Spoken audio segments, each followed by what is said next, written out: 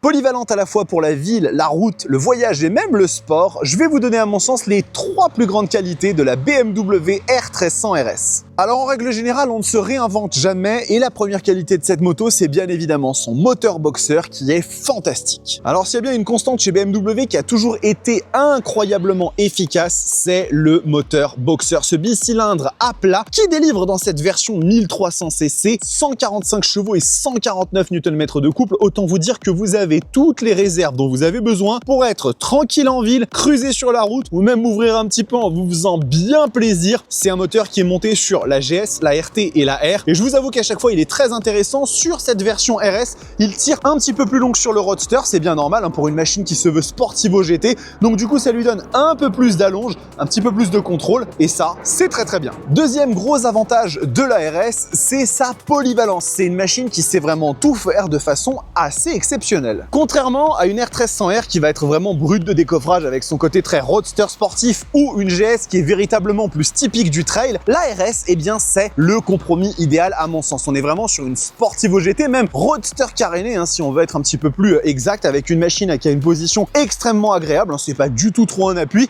mais par contre, il y a quand même les aspects pratiques nécessaires avec la petite bulle, avec tout ce qu'il faut pour pouvoir attaquer un peu, voyager tranquille, en confort. Vous pouvez même voir que ici, au niveau de la selle, on a un joli strapontin, même le passager est pas trop mal installé si vous faites des trajets qui sont pas non plus trop longs. Donc cette machine, niveau polyvalence, elle marche quand même très fort. Et enfin, même si je sais qu'il y en a certains pour lesquels c'est un défaut, à mon sens, la modularité dans les options de cette machine est sa troisième force. Alors c'est bien évidemment un des plus grands débats du monde de la moto, savoir si les options chez BMW c'est quelque chose de bien ou une arnaque. À mon sens, c'est quelque chose de très bien parce que ça vous permet en fait de créer la moto sur mesure qui vous plaît.